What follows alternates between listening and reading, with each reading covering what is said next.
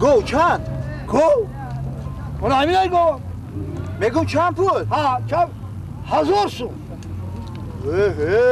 قیمت اینجا بیا یه خودت گوهر می و یا چی میم دسته قیمت اکا گابا گوش کن من خودت پیشتر من 1200 کردن ندادم حرمتی خدا اگر تو مسلمان باشی باور گو بین روی اگزومشی این قشلاقی بالا همشهری خدا بودی ما گلیم فروشو دلم شین میگون و باید چیکار شیرش رفتم بخوریم یک شبان روز 10 لیتر شیر میتیم آخه قیمت اکا روی خاطری خودت همشهر بودگید 999 سومان فهمیدی؟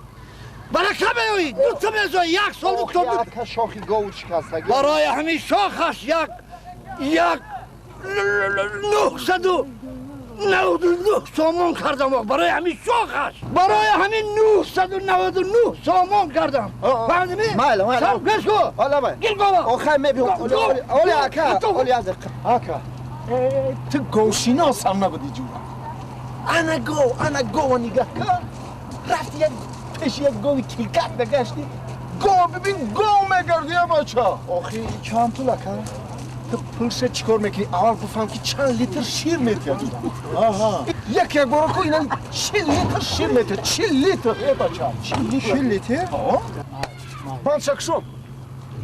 بندکشم ای بچه بندکشم اینو بیا بند دست میبتم بگی رفتم آخی اکا دست مکندی اینا میگو نمیگو اگر محصول شبینی کو گو بگردی حالا که گو گاشتم دست گوش کن بازار هیچ کس از من هم گو خوبتر نمیشناسه مرا جورایی گو میگه فهمیدی؟ کی؟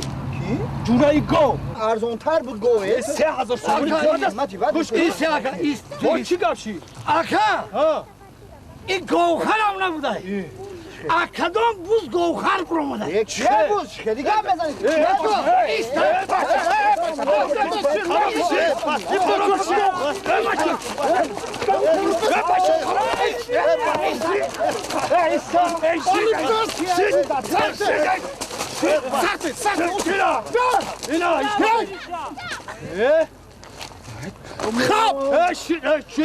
خب آن بیچاره گوی مرا خریدنیه نه همه شما میمونه که در همه سالی گو ای بازاری گو یا ریسک مونه یاوه ما